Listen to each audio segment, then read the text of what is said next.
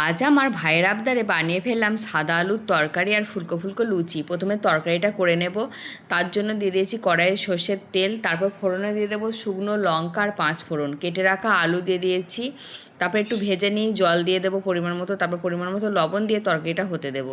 এইদিকে একটি বাটির মধ্যে নিয়ে নিয়েছি পরিমাণ মতো ময়দা, তার মধ্যে দিয়েছি লবণ, ময়ানের জন্য দিয়ে দিয়েছি পরিমাণ মতো সাদা তেল, তারপর হাতের সাহায্যে ভালো করে ঘষে নিয়েছি, তারপর কিছুটা পরিমাণ জল দিয়ে মেখে নিয়েছি ময়দাটা। মাখা হয়ে গেলে একে একে লেচি কেটে নিয়েছি। এবার অল্প অল্প তেল দিয়ে লুচি আমি বেলে নিয়েছি।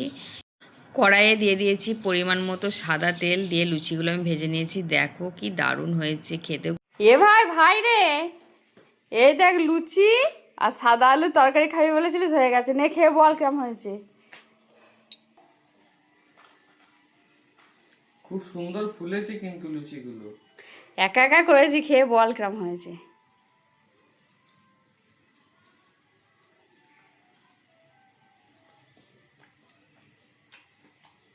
নিরামিষ খুব দারুণ হয়েছে। এদি তুই একটু খেয়ে দেখ কেমন হয়েছে। কয় দে খেয়ে দেখি। খুব ভালো হয়েছে, নে খেয়ে না তুই।